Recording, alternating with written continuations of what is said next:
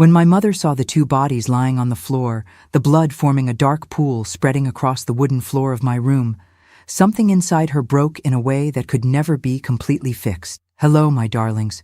This is Grandma Teresa, with my 78 years of life experience and a story that's been buried deep in my soul for decades. Today I've decided to open my heart to you all, because sometimes the hardest stories are exactly the ones that need to be told. I'm sitting here on my porch in Burlington, Vermont, looking at the green mountains that have always brought me such peace, ready to share my complete life journey with you. Oh, before I begin, I wanted to remind you that we're running a $1,000 giveaway on the channel to celebrate reaching 30,000 subscribers. To participate, just like this video, subscribe to Grandparents' Tales and leave a comment telling me a little about yourselves, where you live, how many children and grandchildren you have, what you enjoy doing in your free time. I love getting to know each person who follows these life stories. Now let's go back to 1955, when I was just 8 years old and living in Lexington, Kentucky, in a simple but love-filled home.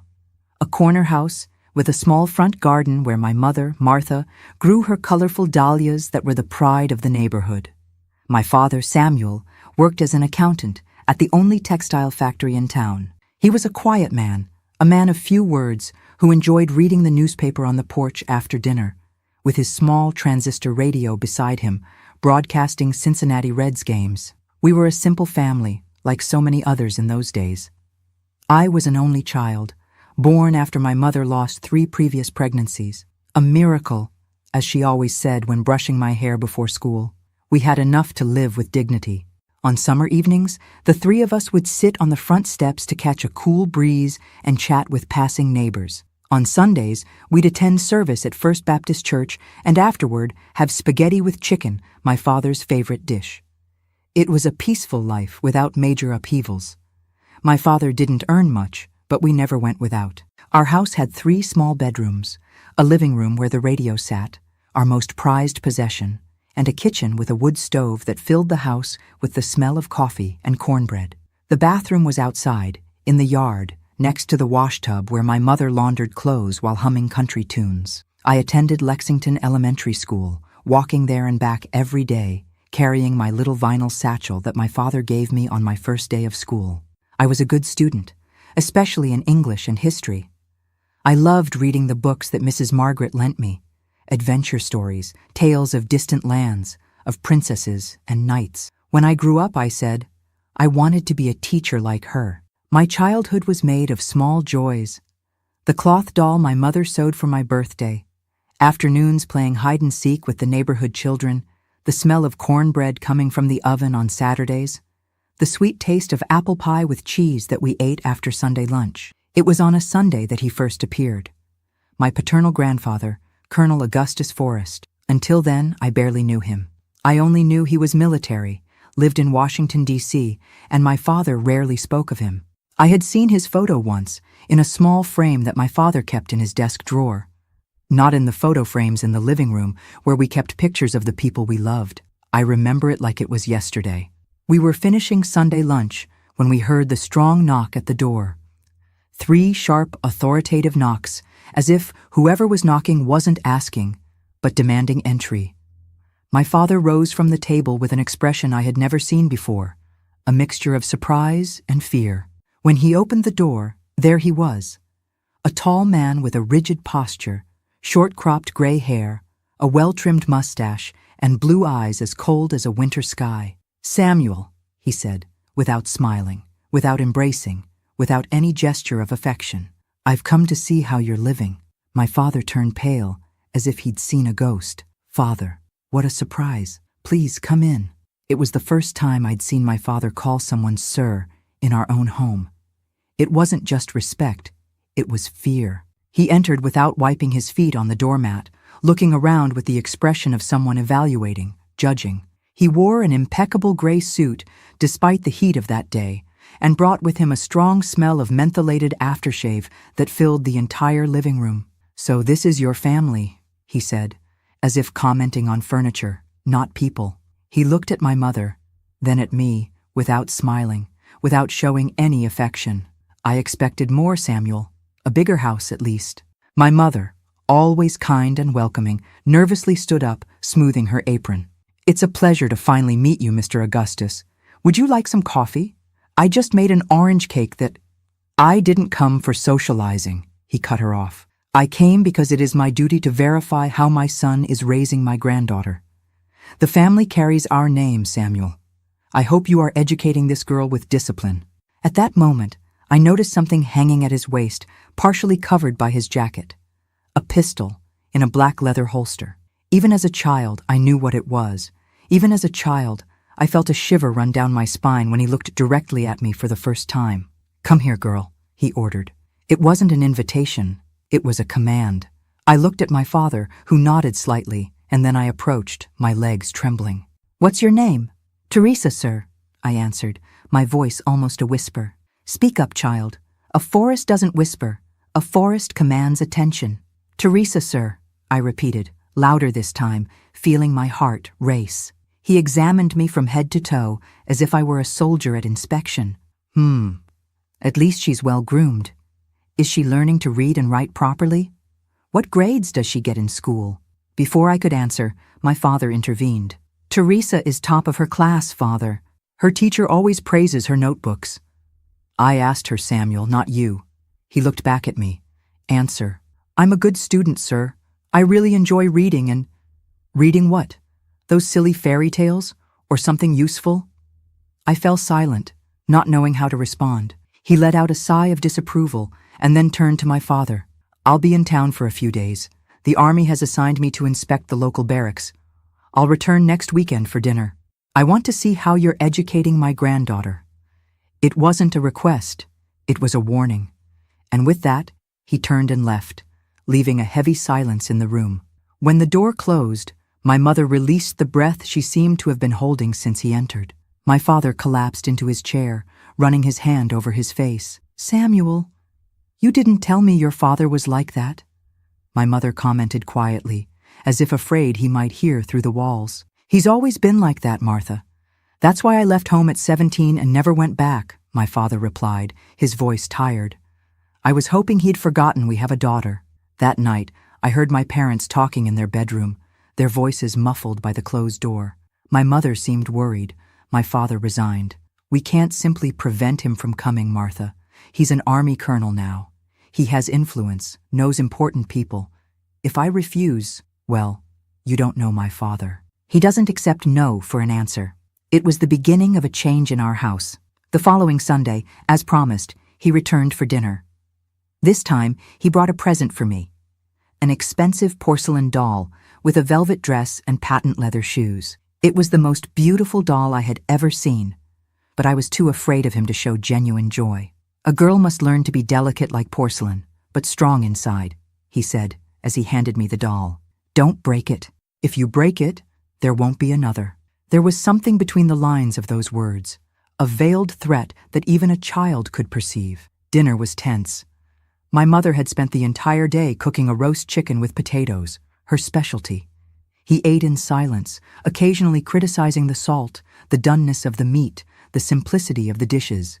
Each word was like a small stab at my mother's pride, who smiled nervously and apologized. My father barely spoke throughout dinner, responding only when directly questioned. There was a transformation in him when his father was around. From a calm man respected in his community, he became almost an insecure boy, afraid of making mistakes. After dinner, my grandfather insisted on seeing my school notebooks. He flipped through each page with a critical expression, pointing out every small error, every poorly formed letter. This handwriting is unacceptable. A forest has firm, determined handwriting. This looks like an animal's scribble. I swallowed my tears, determined not to show weakness before him. Somehow I instinctively knew that crying would only make things worse. He left around 9, promising, or threatening, to return the next weekend. When he left, it was as if a weight had been lifted from the house. We could breathe again. Why is Grandpa so stern, Dad? I asked when we were safe, alone. My father sighed deeply. He believes that discipline and rigidity build character, sweetheart. That's how he was raised, and that's how he tried to raise me. You're afraid of him, aren't you? My father was silent for a moment, then said something I never forgot. Sometimes, Teresa, fear isn't cowardice. Sometimes it's just good sense. In the weeks that followed, a routine was established. Every weekend my grandfather would appear, sometimes for Sunday lunch, sometimes for Saturday dinner. Each visit was preceded by a complete cleaning of the house, with my mother obsessively checking if every corner was clean, if every piece of silverware shone, if the meal would be perfect. She desperately wanted his approval, perhaps out of love for my father, perhaps from an innate desire to please. But approval never came. There was always criticism, always something that could have been better. The house was too simple. The food was good, but not exceptional. I was polite, but could be more disciplined. Over time, he began to bring gifts for our home. An expensive china cabinet that completely clashed with the rest of our simple furniture. A new radio, larger and more powerful than the old one. A Persian rug for the living room. Each gift came with a comment about how our house needed refinement. My father accepted everything in silence, unable to refuse without provoking the old military man's anger. Each gift was a form of control, a way to remind us that he was in charge, even though he didn't live with us. Slowly, he began to take up more space in our lives. It was no longer just on weekends. Sometimes he would appear on a Wednesday night without warning, just to check on us. He criticized the simple dinner my mother prepared on weekdays, my father's clothes after a day's work, my toys scattered around my room. Our house no longer felt like ours. It was as if we were constantly expecting a military inspection, always tense, always alert. The carefree laughter of Sunday afternoons disappeared. Conversations at the table became formal, measured. Even when he wasn't physically present, his shadow loomed over us. On one occasion, he arrived earlier than expected on a Saturday and found my mother still tidying the house, with a kerchief on her head and a dirty apron. The expression of disgust on his face was so deep that my mother began to apologize frantically. "I'm sorry, Mr. Augustus. I wasn't expecting you so early. A woman should always be presentable, Martha. Always. Regardless of the time or circumstance. My late wife would never be seen in such a state, even by the servants." It was the first time he mentioned my grandmother, who had died even before I was born. My father once told me that she died of sadness, which I didn't understand at the time. Years later, I understood that she probably suffered from what we now call depression, possibly aggravated by living with a man like my grandfather. As the months passed, I noticed changes in my grandfather's behavior. He began to bring a bottle of whiskey when he visited us. He would drink 1, 2, 3 glasses while talking, or rather monologuing about politics, about the state of the country, about how the military should take control to bring order to this mess. When he drank, his eyes became different. The cold blue became something more dangerous, more unpredictable. His voice got louder, his criticisms sharper, and his gaze began to follow me around the house in a way that made me want to hide. It was around this time that he began to insist on giving me private lessons. He said that public school wasn't enough, that I needed a more rigorous education. On Saturdays, after dinner, he would make me sit at the kitchen table with notebook and pencil, while he dictated historical facts, mathematical equations, grammar rules. Any mistake was punished with severe criticism, and occasionally with the ruler he began to bring along with his books. "Pain teaches, Teresa," he would say, as he struck my small hands with that piece of wood. "Pain is the best teacher there is." My parents watched helplessly. My mother cried silently in the bedroom after I went to sleep. My father drank more and more, perhaps trying to imitate his father, perhaps trying to forget what was happening under his own roof. Colonel Augustus Forrest's authority was absolute, unquestionable. No one dared challenge him. At home, when we were alone, my parents tried to compensate. My mother hugged me more, made my favorite sweets, told stories before bedtime. My father brought small gifts, a hair ribbon, a new book, a chocolate. It was as if they were desperately trying to counterbalance the darkness my grandfather brought into our lives. But his shadow grew. It grew so much that it began to slowly suffocate our family, like a poisonous plant that twines around a healthy tree until it sucks all its life. What we didn't know was that the worst was yet to come. What we couldn't imagine was that authoritarian and frightening presence in our lives was just the prelude to a storm that would forever destroy the simple and happy family we were before the arrival of Colonel Augustus Forrest. And that, my darlings, was how my peaceful childhood began to transform into a nightmare. A nightmare that would reach its peak on a warm night in March 1956, when I had just turned 9 years old. But we'll explore that further as we continue. I think only those who lived under the same roof as a high-ranking military officer in the 50s can truly understand what absolute authority means. My grandfather, Colonel Augustus Forrest, wasn't just a rigid man. He was a force of nature, a hurricane that devastated everything in its path, leaving only remnants of dignity and self-esteem. As the months passed and his visits became more frequent, I began to notice patterns in his behavior. He always arrived impeccably dressed, even on the hottest Kentucky days. His gray or navy blue suit never had a single wrinkle. His shoes always shone like mirrors. His gray hair, military cut, didn't dare have a strand out of place. And that pistol, always there, at his waist, partially covered by his jacket, but visible enough to be a constant reminder of his power. When he was still sober, in the first hours of his visits, he maintained an icy formality. He spoke little, observed much. His blue eyes registered every detail of our house, every gesture, every word. All would be ammunition for later criticism. It was like living under the sight of a sniper who was just waiting for the right moment to fire. "Samuel, this picture is crooked," he would say, pointing to the small landscape my mother had bought at the craft fair. "An organized home reflects an organized mind." Or, "Martha, this tablecloth has a small mend. I prefer not to see mends at the table." It demonstrates poverty of spirit. Each criticism was a small wound that accumulated in our family's heart. My father, who had once seemed so strong and confident to me, diminished in the colonel's presence. His shoulders curved slightly. His voice lowered a tone. His gaze frequently fixed on the floor. It was as if, in his father's presence, he reverted to being the frightened boy he once was. In early 1956, we discovered that my grandfather had retired from active army duties. He kept the title and rank but no longer had daily obligations at the barracks. To our distress, this meant he began to spend even more time in Lexington, staying at a hotel near our house, but practically living in our living room. It was during this time that I began to better know the two colonels, the one who arrived sober and the one who emerged after the whiskey bottle was opened. The first was cold, calculating, methodically cruel in his observations. The second was unpredictable, explosive, capable of throwing a glass against the wall because the ice wasn't in the exact shape he wanted. "A man who doesn't keep his house in order is no man at all, Samuel," he would say when he was on his third or fourth glass. His voice got louder, his southern accent more pronounced. "Your father should have taught you that." "Ah, but I am your father, aren't I? And what have you become? A mediocre accountant who can barely provide comfort to his family." My father would swallow hard, accepting the humiliation in silence.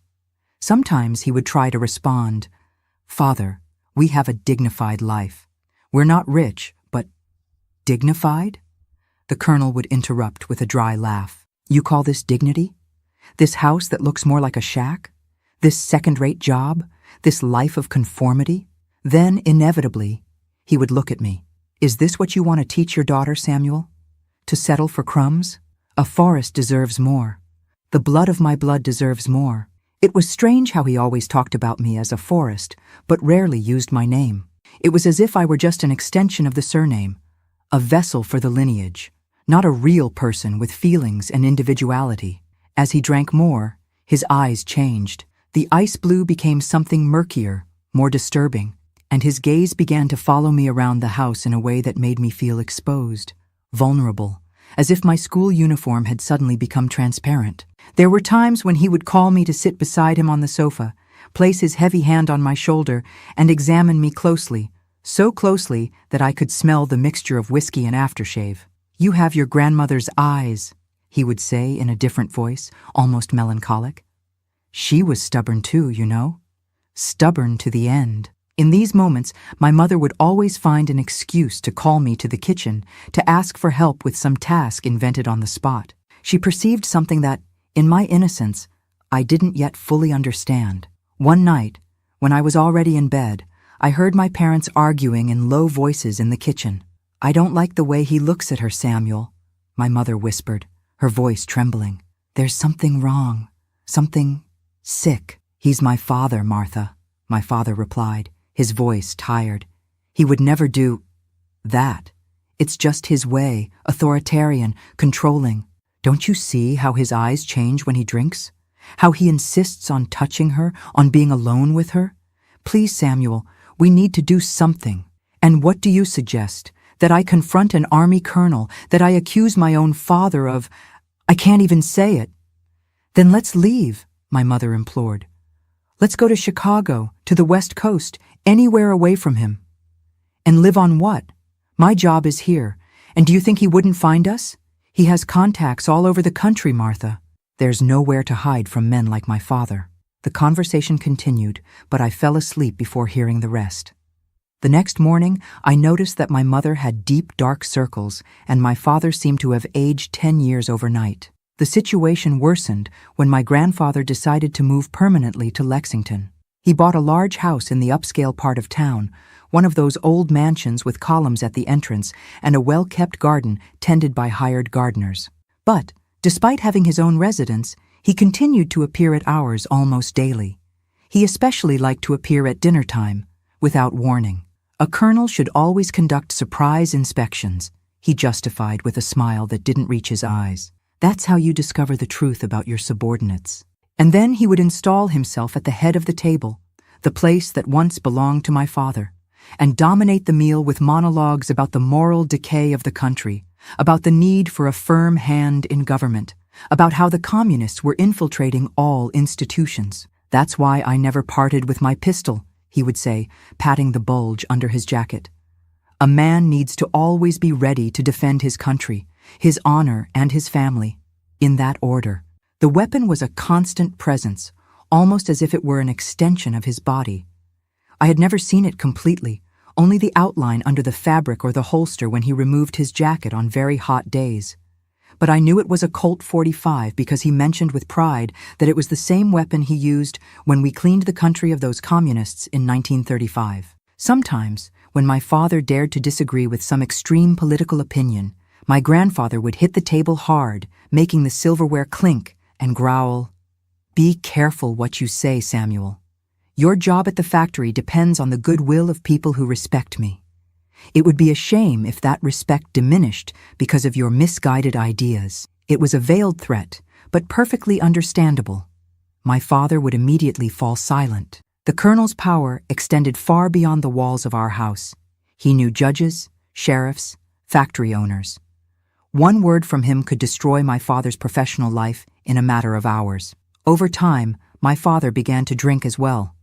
Not as much as my grandfather, but enough to numb his own humiliations. He would come home from work, eat dinner in silence, and then sit on the porch with a bottle of cheap bourbon, staring at nothing until my mother convinced him to come in and go to bed. Our house, once a haven of peace, transformed into an emotional minefield where each word, each gesture, could trigger an explosion. We learned to tread carefully, to measure each phrase, to anticipate the colonel's moods, to adapt in advance. My mother desperately tried to maintain some normalcy in our routine. She insisted that we eat dinner together when my grandfather wasn't around, that we talk about my day at school, that we maintain some of the traditions we had before, like the special cake on birthdays or the stories before bedtime. But it was like trying to light a candle in the middle of a hurricane. At school, my performance began to decline. I couldn't concentrate, spending classes drawing in the corners of my notebooks or looking out the window. Teacher Margaret noticed the change and called me after class one day. "What's happening, Teresa? You've always been one of my best students," she asked with genuine concern. I wanted to tell her everything, about the fear I felt of my grandfather, about how our house no longer felt like our home, about the strange looks he gave me when he was drunk. But the words got stuck in my throat. Besides, what could she do? Stand up to a respected and feared colonel across town? "I'm just tired, teacher," I replied, avoiding her gaze. I've been studying a lot at home, too. It wasn't a complete lie. My grandfather insisted that I study extra hours every day under his strict supervision. Any mistake was reason for endless lectures about discipline and excellence. A forest doesn't accept mediocrity, he repeated like a mantra. A forest leads, doesn't follow. In March 1956, shortly after my 9th birthday, something happened that further changed the dynamics of our family. My father was called for a business trip to Louisville. He would need to be away for 3 days, visiting factory suppliers. I had never seen him so reluctant to make a business trip. He made up excuses, tried to postpone, suggested that another accountant go in his place. But the factory owner insisted. It had to be him, with his experience. The night before the trip, my father called me to talk in the backyard, away from my mother's ears. "Teresa, sweetheart, I need you to be very brave during these days I'll be away," he said, kneeling to be at my height. His eyes were red. From fatigue or contained tears, I can't say. "If Grandpa comes to visit, always stay close to your mother. Don't be alone with him at any time, understand?" I nodded, confused by the intensity of his request. "And if he does or says anything that makes you uncomfortable, anything at all, you run to Mrs. Judith's house next door. It can be day or night, it doesn't matter. She's already been told that you might need to stay there for some reason." "Dad, I'm scared," I confessed, my voice small. "Why would Grandpa do something that would make me uncomfortable?" He hesitated, as if carefully choosing his words. "Your grandfather is a complicated man, Teresa. The war changed him, and your grandmother's death made him even more bitter. Sometimes when he drinks, he confuses people, confuses the past with the present." I didn't fully understand what he meant, but the seriousness in his gaze frightened me. "Promise you'll come back soon, Dad?" "I promise, my princess. Just 3 days. You can be brave for 3 days, can't you?" He smiled, but it was a sad, worried smile. That night, I again heard my parents talking in their bedroom. My mother was crying softly, and my father was consoling her with whispered words that I couldn't make out. There was a climate of tension in the air, like the heavy silence that precedes a violent storm. The next morning, my father left for Louisville. We said goodbye at the front door, and he hugged me harder and longer than usual. "Remember what we talked about," he whispered in my ear, before getting into the taxi that would take him to the train station. I watched the car drive away, feeling a tightness in my chest that I couldn't explain. Beside me, my mother was squeezing a handkerchief between her fingers, her knuckles white from the force. Her eyes followed the taxi until it disappeared around the corner. "Let's go inside, Teresa," she finally said, her voice forcibly cheerful. "Let's make cornbread. What do you think? Your favorite." But the bread didn't turn out well that day.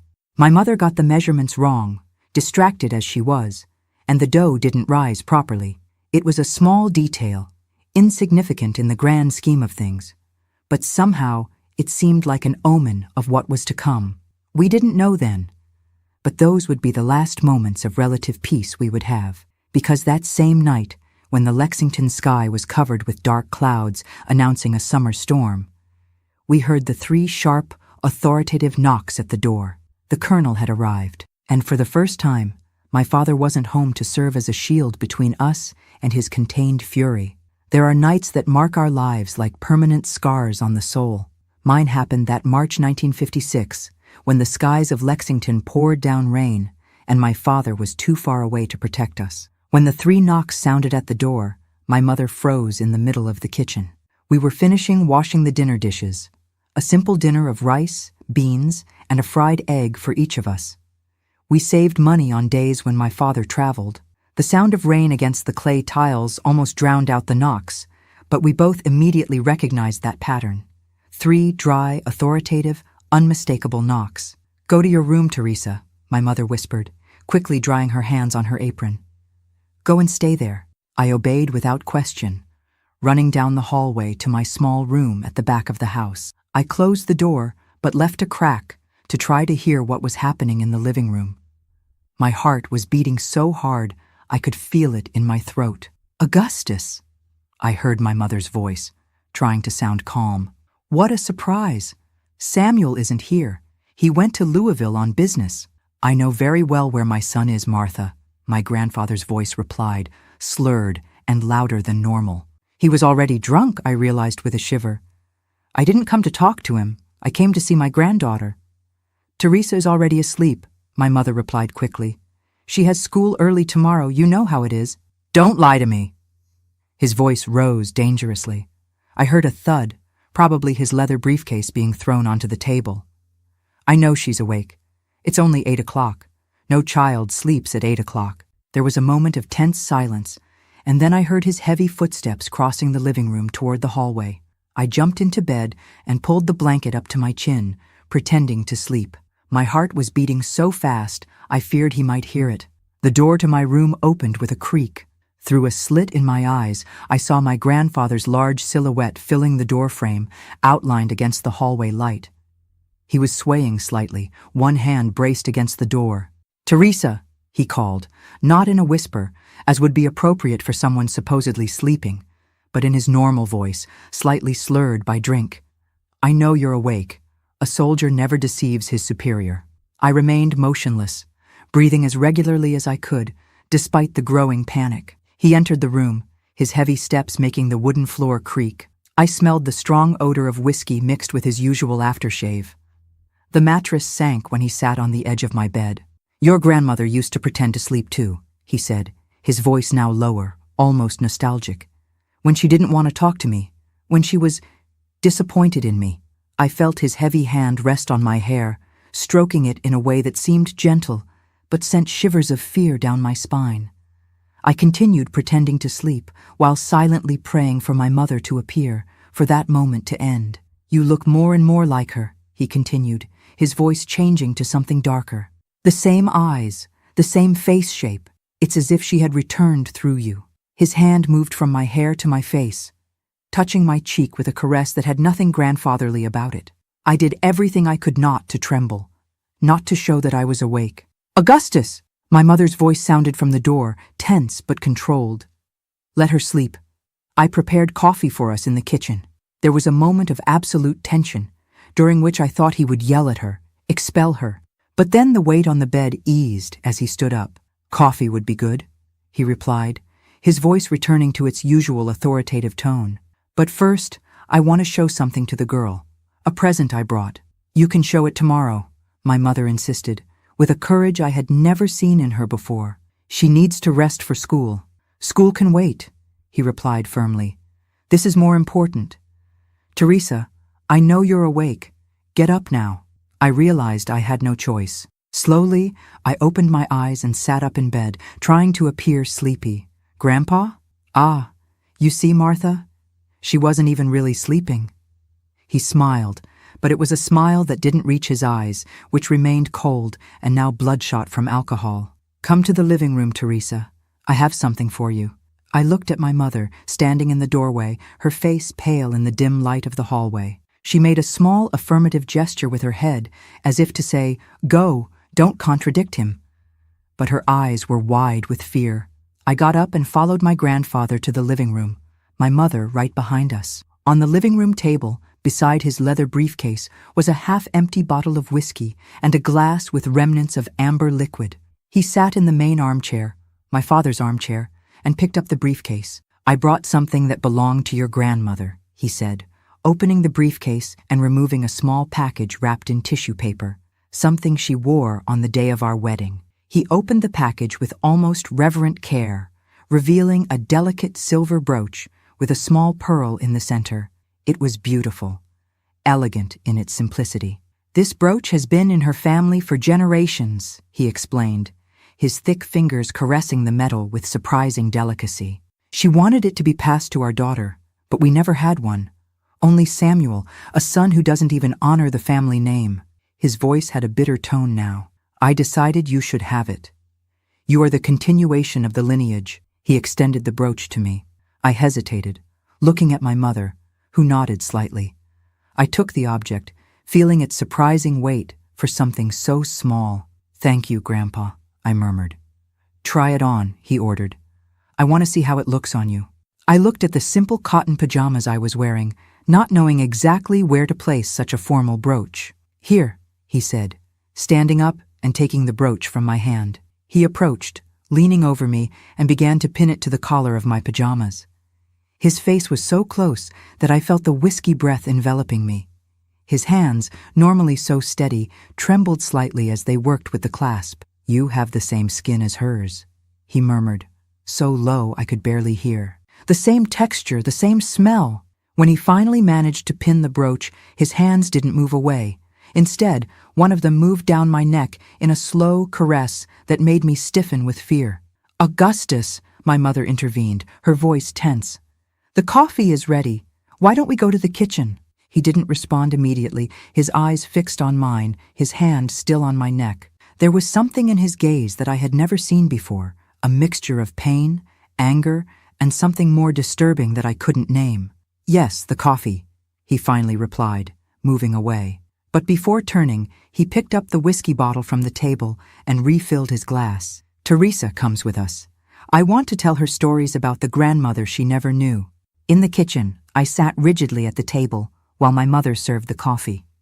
For him only, the two of us didn't drink coffee at night. He ignored the cup and continued drinking directly from the whiskey glass, his eyes never leaving my face. "Your grandmother was beautiful," he began, his voice oscillating between nostalgia and bitterness. "Beautiful and stubborn. Too stubborn for her own good." He then began to tell stories about my grandmother Elizabeth, stories I had never heard before. How he met her at a ball at the military club, how she came from a traditional family that initially disapproved of the engagement, how she had a laugh that could light up an entire room. But as he drank more, the stories became darker. "She changed after Samuel was born," he said, emptying the glass and immediately serving himself more whiskey, completely ignoring the coffee that was cooling in front of him. "She became distant, refused my touches, cried in corners. The doctors called it postpartum melancholy, but I knew the truth." His hand hit the table hard, making the cup jump and spill coffee. "She didn't love me anymore. She preferred that whining child to me, her husband, the man who gave her everything." My mother placed a hand on my shoulder, as if ready to pull me away at any moment. I could feel her trembling through the thin fabric of my pajamas. "I think it's getting late, Augustus," she said with false calm. "Teresa really needs to sleep now." "No." He hit the table again, harder this time. "She needs to hear this. She needs to understand the blood that runs in her veins." He turned to me, his eyes now completely dominated by something I can only describe as madness. "Your grandmother abandoned me, Teresa. She took those pills on purpose, knowing what it would do. A final act of rebellion against me." "Augustus, please," my mother pleaded. "This is not conversation for a child." He completely ignored her, leaning towards me across the table. "But you won't abandon me, will you? You're different. I can see it in your eyes. You understand the importance of loyalty, of obedience." The rain increased outside, the sound of drops against the roof almost deafening. A lightning bolt illuminated the kitchen for an instant, followed by the rumble of thunder. I shuddered, both from the startle and from the growing fear I felt. "I'm afraid of the storm, Grandpa," I lied, seeking an excuse to leave. "Can I go to my room now?" His eyes narrowed, as if he could see through my lie. "Fear? A forest doesn't feel fear, Teresa. Fear is for the weak." He stood up abruptly, staggering a little, and came around the table to my side. He grabbed my arm forcefully, making me stand up from the chair. "I'll teach you not to be afraid, like I taught your father, though he seems to have forgotten the lesson." "Let her go." My mother placed herself between us, pushing him away from me.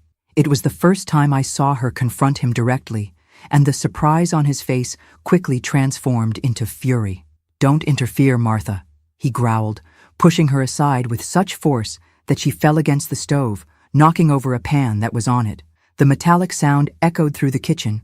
I took advantage of the moment to run, trying to reach the back door that led to the yard. From there, I could get to Mrs. Judith's house, as my father had instructed. But I wasn't fast enough. In 2 large steps, he caught up to me, grabbing my arm with such force that I let out a cry of pain. "Where do you think you're going?" His voice was almost a roar now. "Nobody runs from me, nobody!" He dragged me back down the hallway, ignoring my protests and my mother's pleas, who followed him trying to make him stop. When we reached my room, He threw me onto the bed with force, making me hit my head against the wall. "You need to learn," he said, his voice strangely calm now, which was even more frightening than his shouts. "You need to learn the price of disobedience." I watched in horror as he took his hand to his waist and removed the pistol from its holster. The black metal gleamed in the dim light of the bedside lamp. "Augustus, for the love of God!" my mother screamed from the door, advancing to enter the room. "Stay where you are, Martha!" He pointed the gun in her direction, making her freeze at the threshold. "Or I swear I'll pull this trigger." She stopped, her face contorted with despair, but didn't back away. "What are you going to do?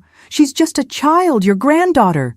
"I'm going to do what I should have done with Elizabeth when she defied me," he replied, turning to point the gun in my direction again. "I'm going to teach a lesson that will never be forgotten."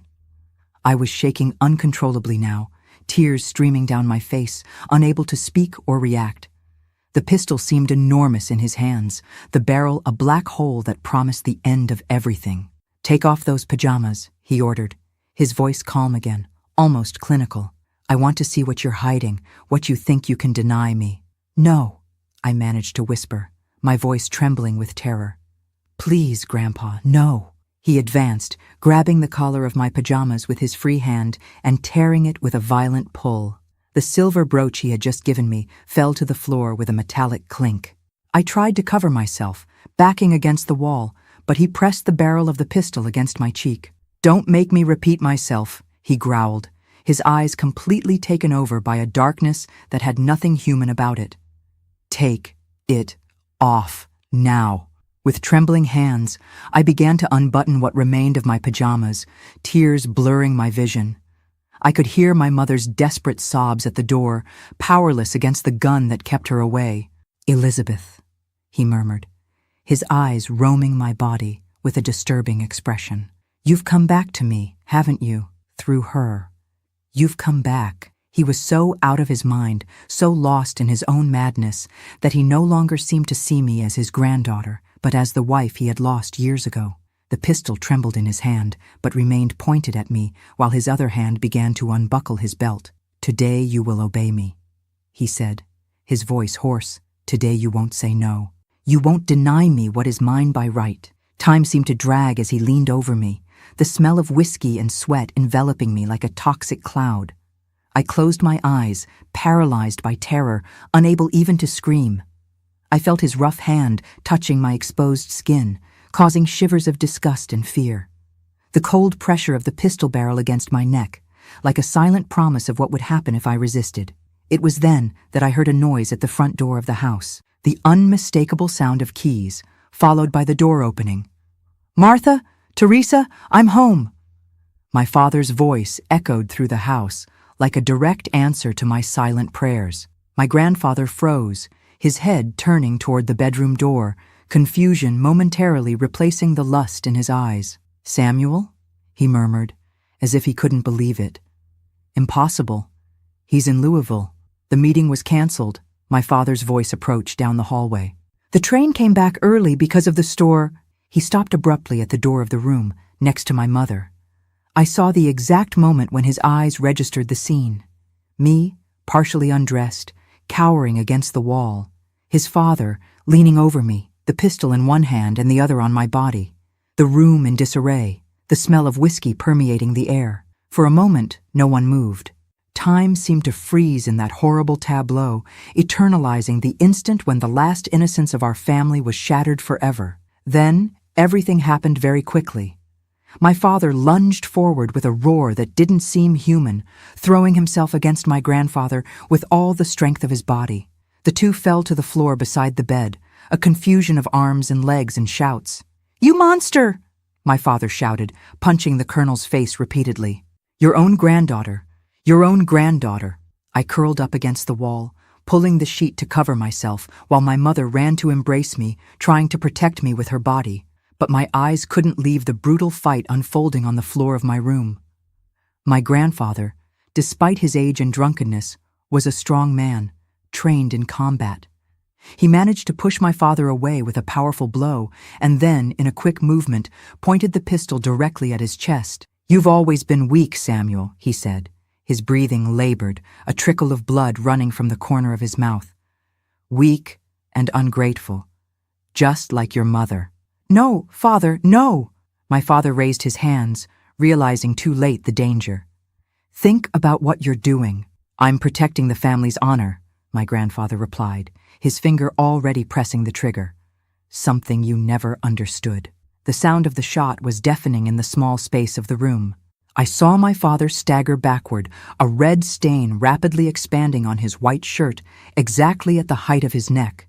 He brought his hands to the wound, his eyes wide with shock, and then fell to his knees. Samuel! My mother's scream tore through the air as she lunged toward him, momentarily forgetting the danger of the weapon. My father tried to say something, but only a red bubbling came from his mouth. His eyes met mine one last time. Eyes full of pain, of despair, and worst of all, a silent plea for forgiveness for not having been able to protect me. Then he fell forward, his body hitting the floor with a dull thud, the blood rapidly forming a dark pool beneath him. My grandfather stood still, looking at his son's body with an expression of shock, as if only now realizing what he had done. The pistol was still smoking in his hand when he slowly turned to me, his eyes meeting mine. Elizabeth, he murmured again, madness fully installed in his gaze. See what you made me do. By the way, don't forget about our giveaway. Like the video, subscribe to Grandparents' Tales, and leave in the comments a little bit about yourselves. I love knowing where you're watching from and who are the people on the other side of the screen sharing these memories with me. There are moments that divide our life into before and after. For me, it was that frozen instant in time, my father lying on the floor in a pool of blood, my mother kneeling beside him sobbing, and my grandfather, that monster who carried the same blood that ran in my veins, looking at me with the still smoking pistol in his hand. Elizabeth, he repeated, advancing a step in my direction. See what you forced me to do. The world around me seemed to have slowed down. I could hear each drop of rain hitting the roof, the distant rumble of thunder, the wet, bubbling sound of my father's breathing as life left his body. Through the tears that blurred my vision, I saw my grandfather approaching, the gun now pointed at my mother, who was protecting my father's body with her own. Get away from him, Martha, he ordered, his voice strangely calm. This is between Elizabeth and me. My mother didn't move. Instead, she raised her tear-streaked face and stared at him with a hatred I had never seen in her gentle eyes. You're insane, she said, her voice trembling not with fear, but with fury. Completely insane. You just shot your own son. It was as if something snapped inside him. His eyes widened, momentarily clearing from the fog of madness that dominated them, and he looked at my father's body as if seeing it for the first time. Samuel? He murmured, confused. He lowered the gun slightly, his hand trembling. No, it can't be. That moment of hesitation was all I needed. With an impulse born of the purest desperation, I leaped from the bed and grabbed the small knife I kept on the bedside table, the same knife I had used 2 days before to peel an apple before sleeping. It wasn't large, it wasn't as sharp as it should be, but it was the only weapon within my reach. I didn't think, I didn't plan.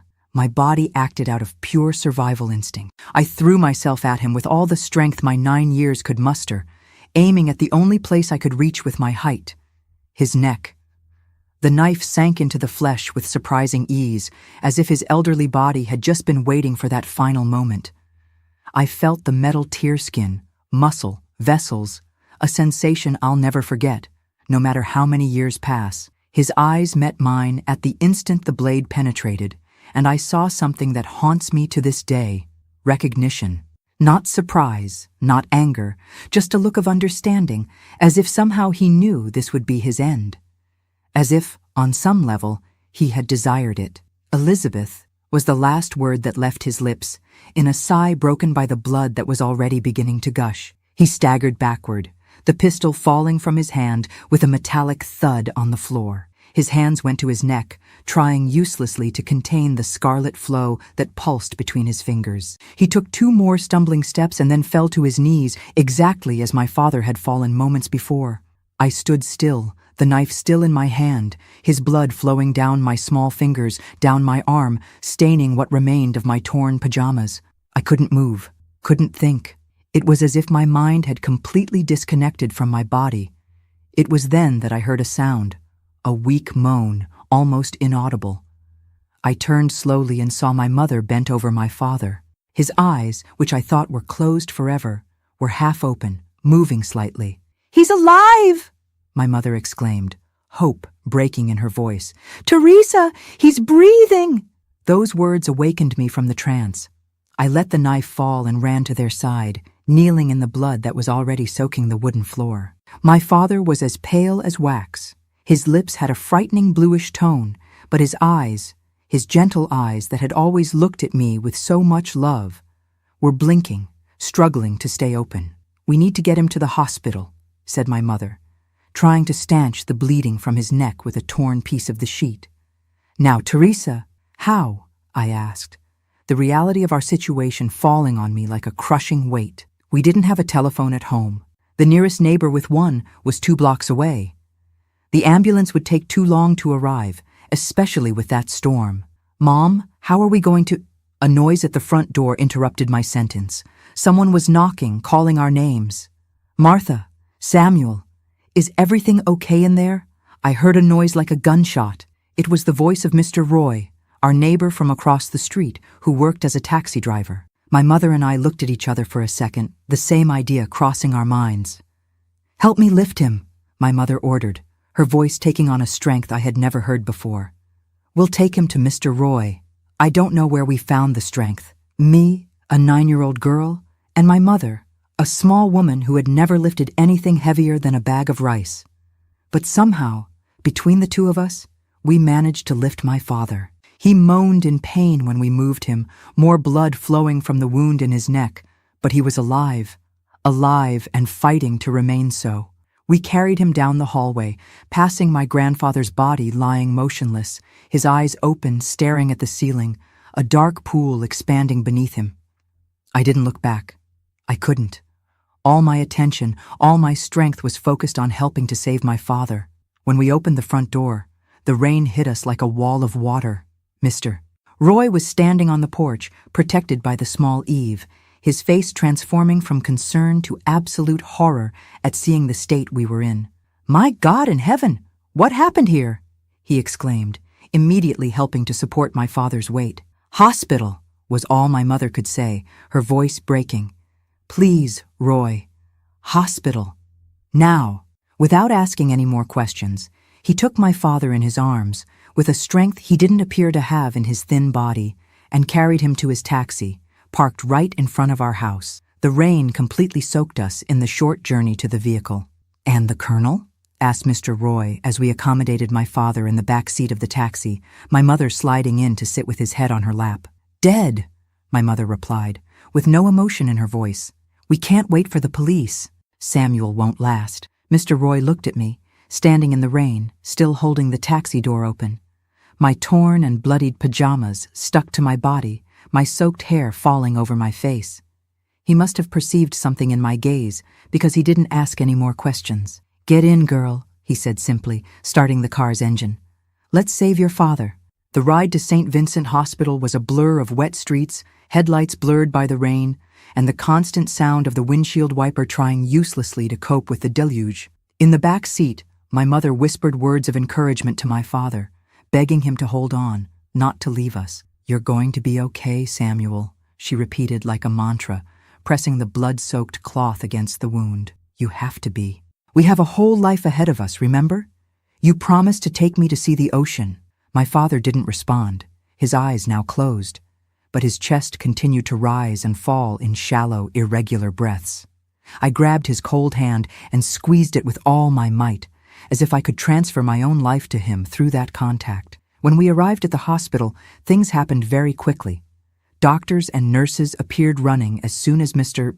Roy began honking frantically at the emergency entrance. My father was placed on a stretcher and rushed inside, leaving my mother and me standing in the rain, covered in blood, trembling not just from cold, but from fear, from shock, from all the emotions we had repressed during that desperate escape. It was only then, when I saw the horrified looks of the people in the hospital reception, that I fully realized what had happened, what I had done.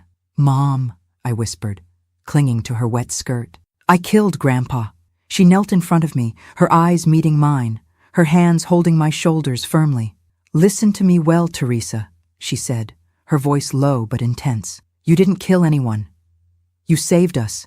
That man was going to kill us, was going to kill all of us. Understand? You did nothing wrong." I nodded, unable to speak, the tears finally coming in a torrent that rivaled the rain outside. She hugged me tight, our wet and bloody bodies merging into one as we cried. For my father fighting for his life in some operating room, for the horror we had just lived through, and perhaps, though neither of us would admit it, for the man who, despite everything, was my grandfather and her father-in-law, and whose body was cooling slowly on the floor of my room. The following hours were a confused nightmare of questions, statements, police officers, doctors. A kind nurse took me to a separate room, helped me remove my bloodied clothes, and gave me a warm bath. As the water carried away the blood, both my grandfather's and my father's, down the drain, I cried silently, wondering if I would ever feel clean again. They dressed me in a hospital gown too big for me and took me to a room where a tired-looking doctor examined the bruises that were beginning to form on my arms, where my grandfather had grabbed me. He asked questions that I couldn't answer, exchanged concerned looks with the nurse, and finally gave me a syrup that he said would help me rest. As the medicine took effect, I heard fragments of conversations from the other side of the door. Police officers speaking in grave tones. Words like self-defense, abuse, murder. My grandfather's name being mentioned with respect, despite what he had done. The colonel's power, even in death, still influencing how people viewed the situation. The last thing I remember from that night was being taken to the same room where my mother was waiting for news about my father. She was sitting in an uncomfortable chair, her pale face marked by tears, also wearing borrowed clothes from the hospital. "He's in surgery," she told me when I settled into the narrow bed. The bullet hit near the carotid artery but didn't strike it directly. The doctors they're optimistic." I held her hand, fighting against the sleep the medicine was causing. "Will everything be okay, Mom?" I asked, my voice sounding small and distant to my own ears. She hesitated only for a moment before answering, squeezing my hand back. "Yes, my darling. Somehow, everything will be okay." I don't know if I believed her at that moment, but I wanted to believe. I needed to believe. And with that thought, I let darkness envelop me, falling into a deep and dreamless sleep, a small mercy after the nightmare we had lived. I woke up hours later, with the weak morning sun coming through the cracks in the hospital curtain. For a moment, I didn't recognize where I was, and then everything came back in a wave of memories so vivid they made me gasp. I sat up in bed, frantically searching for my mother. She was in the same place where I had last seen her, sleeping in an uncomfortable position in the chair, her head leaning against the wall. Her face, even in sleep, showed the marks of trauma and exhaustion. "Mom?" I called softly, not wanting to startle her. Her eyes opened instantly, as if she had never really slept, just rested in a constant state of alertness. "Teresa," she said, getting up and coming to my bed. "How are you feeling?" It was an impossible question to answer. How to describe the turmoil in my chest, the fear, the guilt, the confusion, all mixed in a knot that seemed impossible to untie. "Dad?" I asked instead of answering. A small smile, the first since the beginning of that nightmare, appeared on her face. "He came out of surgery a few hours ago. He's stable. The doctors say it was close, very close. The bullet passed less than half an inch from the main artery, but he's strong, Teresa. He'll survive." I felt the tears return, this time of relief. My father was alive. Despite everything, he was alive. And I hesitated, not knowing how to ask about my grandfather, about what I had done.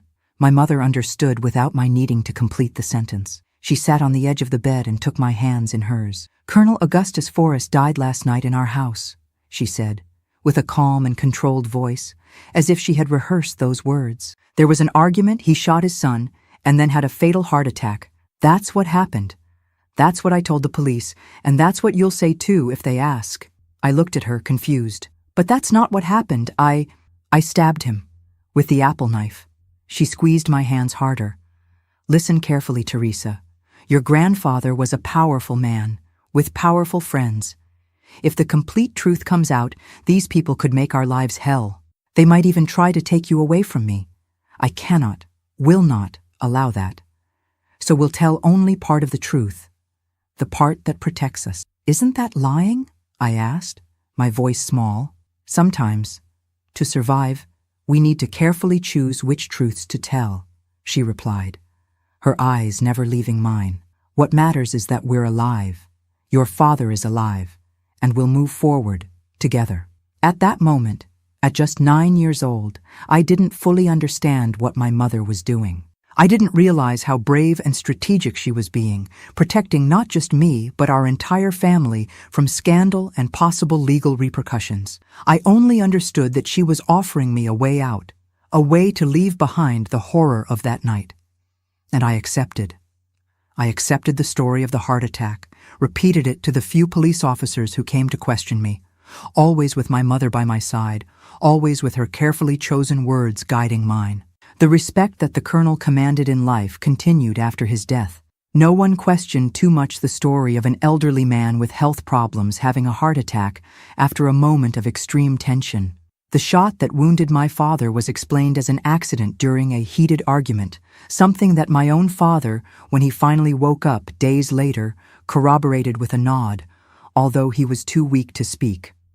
My grandfather's funeral was held with full military honors. A war hero being taken to his final resting place, the coffin covered with the national flag, gun salutes echoing in the cemetery. We stood by the grave, my mother and I, receiving condolences from men in uniform we had never seen before, from local politicians, from important figures who feared the dead colonel's power more than they cared about the truth of his life. I observed everything with a strange detachment, as if I were watching a movie about someone else, another family. How could they be honoring this man? How could they speak of him as an example, as a patriot, as a dedicated grandfather? It was on that day, standing beside that coffin, that I learned the harshest lesson of my life. The world is not fair. The powerful rewrite history as it suits them. And sometimes, to survive, you need to accept this injustice, swallow the truth like a bitter medicine, and move on. My father remained in the hospital for almost a month. The bullet had caused extensive damage, and although the doctors had managed to save his life, his left side was partially paralyzed. He would never again be able to work as an accountant, never again be the strong and capable man I had known. But he was alive. We were all alive. And slowly, day by day, we began to rebuild what the colonel had tried to destroy. We sold our house.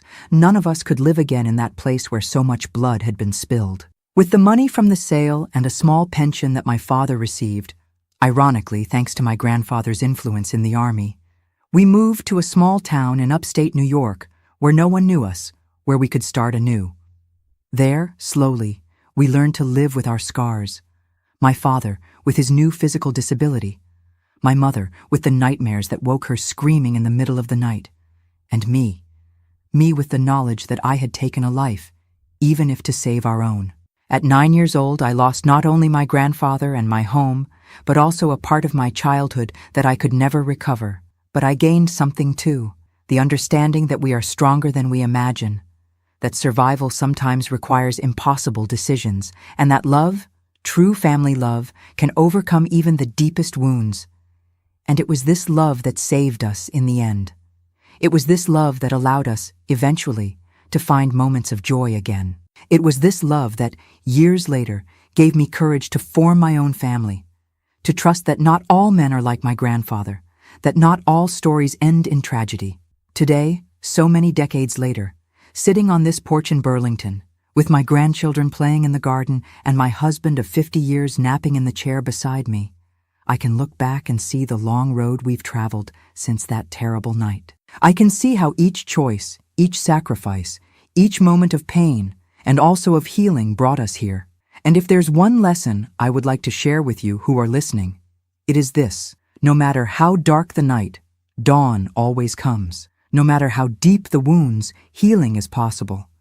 And no matter how impossible it seems to move forward, there is always a path, even if we have to open it with our own hands. My darlings, if this story touched your heart in any way, don't forget to like this video and subscribe to Grandparents' Tales.